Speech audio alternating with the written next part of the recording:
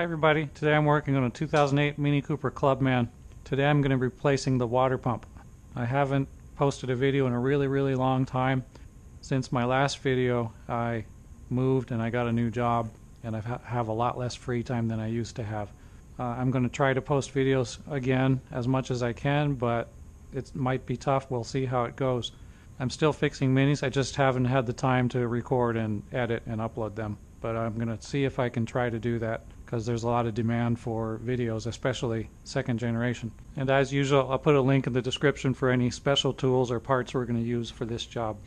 We know this car needs a water pump because the reservoir here has been losing coolant at a fairly good rate. It needs to be checked every week or two. If I look under the car, there's a little pool of water even just since I parked it here. And if I go under the car, there's a bunch of moisture under here. And if I look up, I can see up in between the CV boot and the roller pulley right there, I can see the bottom of the water pump. There's water coming out. So first we'll get the wheel off.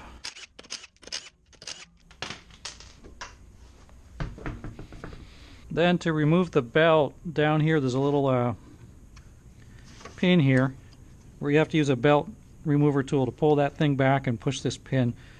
I might not be able to get the tool in there unless I take this crash support thingy here off first. And when you buy the tool, it's going to come with two, because some of the Mini Cooper 2nd Gen have a bigger bolt and some of them have a smaller bolt, and this car uses the smaller one. Yeah, it looks like there's just too much stuff in the way, as I expected. We have to take this off, and to do that we have to pull these clips here, take off the headlights, and remove the bonnet latch pull here. There's a couple of 10mm fasteners.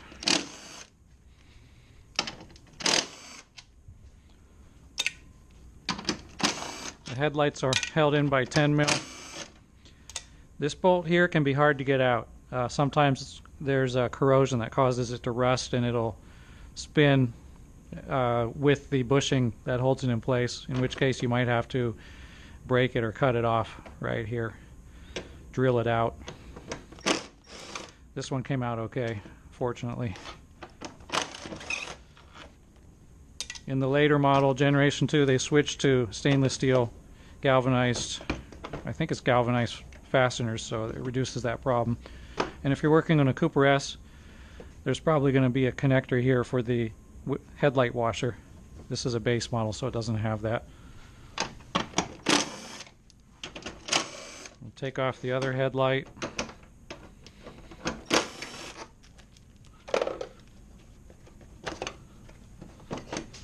Oops, one more.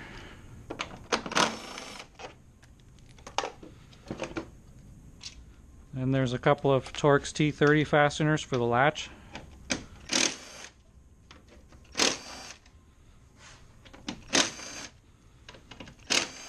And then 4 13mm. Also, don't clean off any of these bolt holes, because some of these are a little sloppy the way that you can put it back together. So you're going to want to make the bolt kind of line up with the dirt pattern. That'll help you to get everything back the way it was before you took it apart. This guy here, use a screwdriver or a pick tool or something. I'm going to pry it out of here, and then pry on the side here to pop it open, and then pull the Bowden cable out.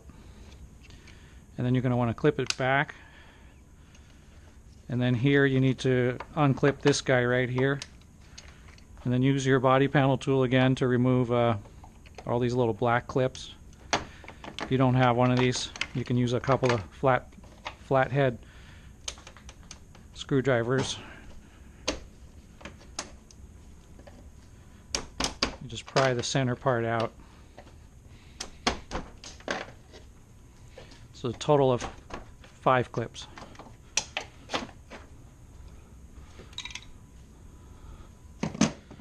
Then we lift up and pull away from the chrome grille.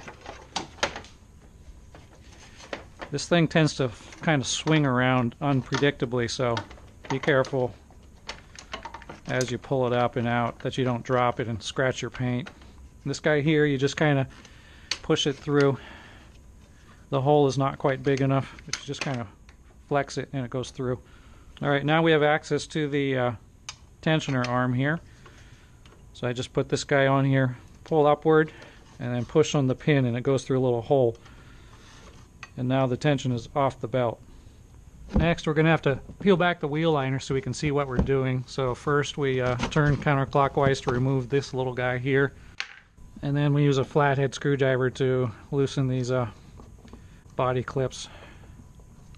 Sometimes when you're unscrewing it, it tends to push itself back in. So if I tug on it at the same time, it gives it enough pressure so it can't do that. And we'll take off this skid plate underneath here. There's 3 bolts holding this guy on. 3 screws, I mean. 3 screws, I mean.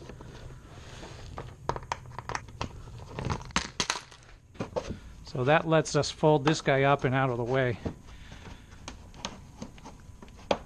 Alright, so now we can see the crank pulley, and here's the serpentine belt, so I can just pop that off. This part's a little bit interesting. The way this works, up here we got the water pump pulley up on the top here, and it's driven off of the crank pulley, but the belt doesn't go around the water pump. It actually runs off of this this roller here. That's how it drives the water pump. It's kind of a strange design. There's actually this little pull cord here, kind of like a lampshade cord, and when I pull it, this piece is going to move down that way and disengage the water pump pulley. And there's a little clip here that you hook it on and it keeps it disengaged. Okay, that's the easy part. Now we have to remove this lampshade cord roller thingy here, and we have to remove the pulley off of the water pump. And to do that, we have to disconnect the lower engine mount and the upper engine mount so that we can drop the engine down a little bit, because otherwise we just can't get to the bolts, which are up right behind the crash tube here.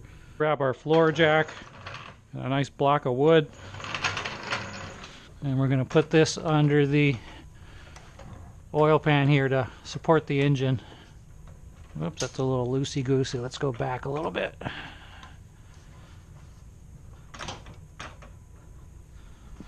And we'll loosen the bottom one first. I'm going to take this bolt out. Actually, let's take this bolt out, because then I can pull it out the whole way. This one tends to get hung up on the exhaust here.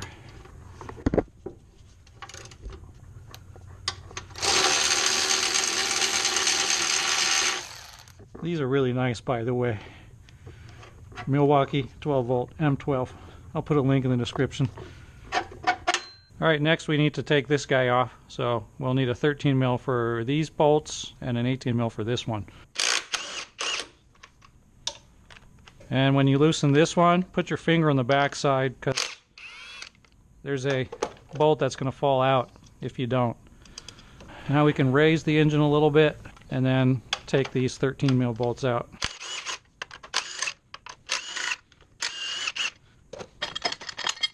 We can kind of see the lampshade cord thing and the water pump pulley here, but it's still a little bit crowded.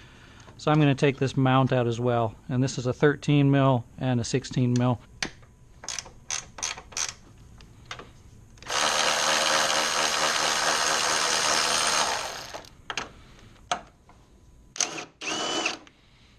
Okay, a lot more room. So next I'll raise the engine using the floor jack so I can get to these 2 bolts.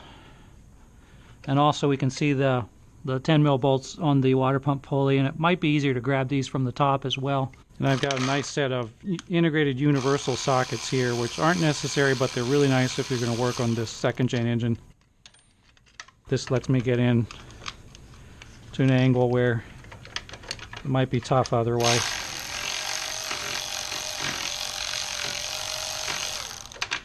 Okay, that's those. Not much room for the water pump bolt, so I'll use a ratcheting 10 mil. And you just kind of grab the pulley. They're not on very tight at all. You just kind of grab the pulley with your hand, spin it around.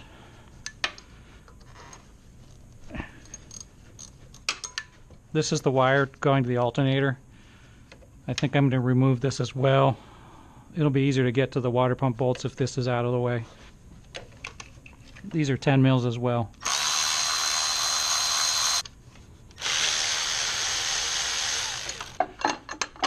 And I got the pulley off for the water pump as well. There we go. So now we need to remove the third bolt for the lampshade cord. So I'll lower the engine to do that. And then we can take off all these water pump bolts. Oh yeah, and I need to drain the coolant also.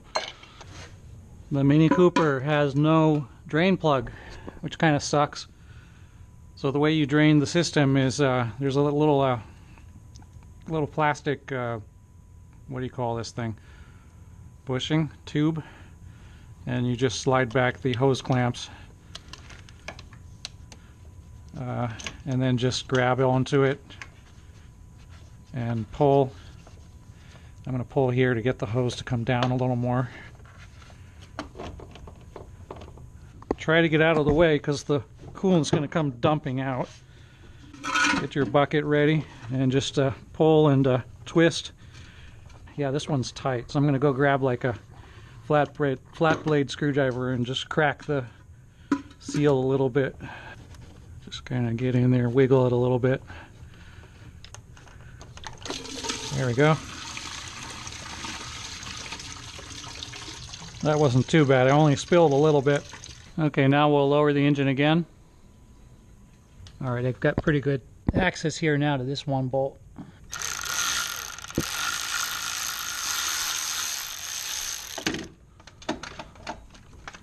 I'll wiggle that guy out. So this is how this thing works. It's really crazy design. I've never seen this before. Crazy, huh? Okay, all we have left to do now is remove all of the 10 mil bolts on the water pump. So this is the new water pump. This little black thing, the weep hole, is on the bottom. So there's 5 bolts and you can see how they're oriented. Oh yeah, and when we remove the water pump, it's going to dump a bunch of coolant again as well, because it's basically at the lowest part of the system. This has pretty much finished draining, so I'll go ahead and put this back together.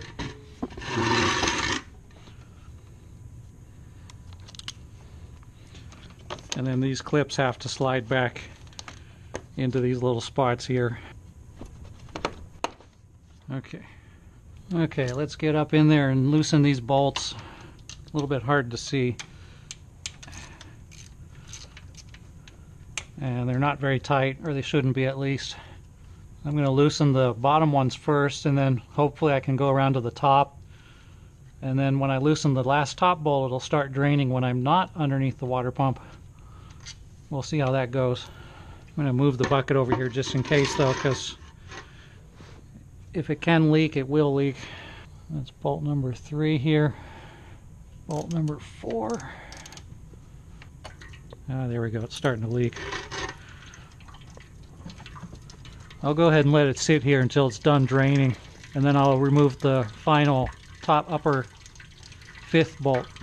Okay, I'll raise the engine back up one more time to get to that last water pump bolt. Right there, easy to get to that one. And now it's dumping out the last bit of coolant as the seal is totally broke. Okay, got the water pump out.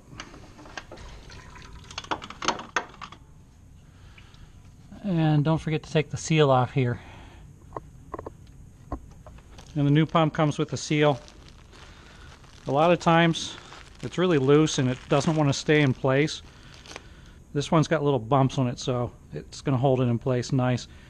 If your water pump doesn't have this, I found it's nice to use a little bit of a spray adhesive to hold it in place. But there we go, that looks good. That's not going to come out at all. Alright, so we'll go back underneath and get this pump up in there. You can see the cavity where the pump lives up in there. Okay, I've threaded them all by hand, so now I can snug them down one by one. And get this pulley back in.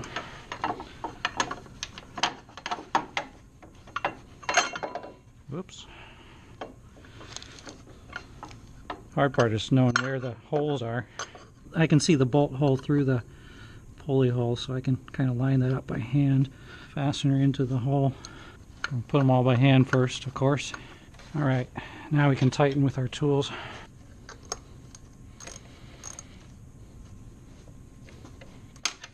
Okay, pull these on. And we'll lower the engine again to put in the lampshade cord. This can be a little bit snug fit, but it goes in if you just wiggle it just right. Raise the engine again to put the lampshade cord bolts in.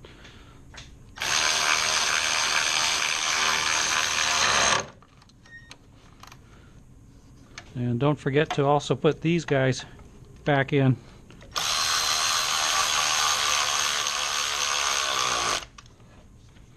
Okay, so I've put the belt back in place so I can take the tension back off using my tensioner tool here. I just pull, the pin pops back out. And remember to pull this lampshade cord again. If you don't, you're not going to have a water pump. So I'm going to pull that and then push it back into its like little housing. There's like a weather resistant seal there, so push it back in, and then I'll put the engine mounts back in.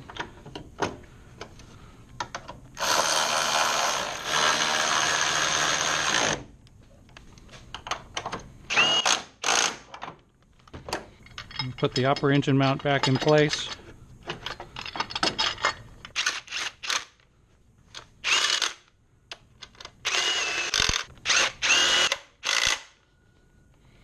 Then we'll go ahead and lower the engine mount back on.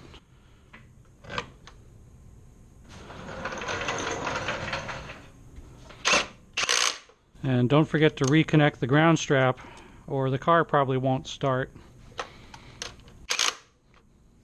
And remember to reconnect the lower engine mount.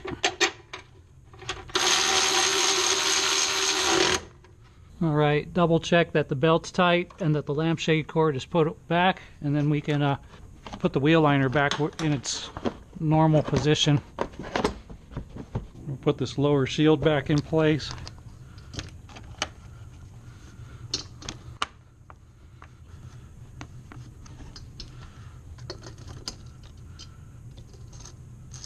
Alright, last we got to put the coolant back in. You can fill this the normal way, just pour it in little by little.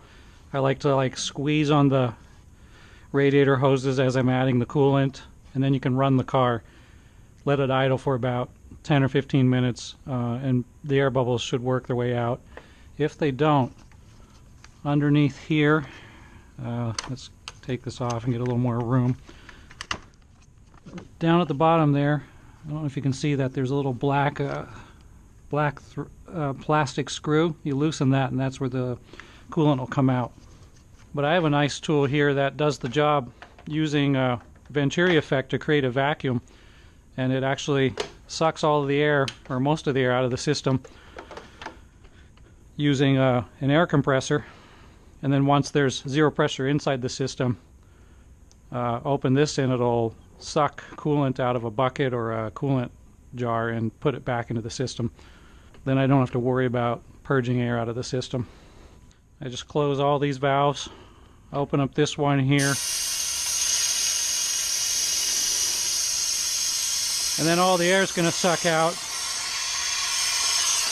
You can see the hoses are collapsing from lack of air, and this helps you to expose any leaks as well. If you have any leaks in the system, the hoses won't collapse.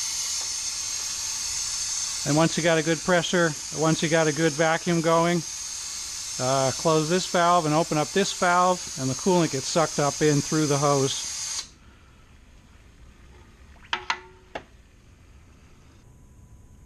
And when the system's full, the hoses are going to return to their normal round shape.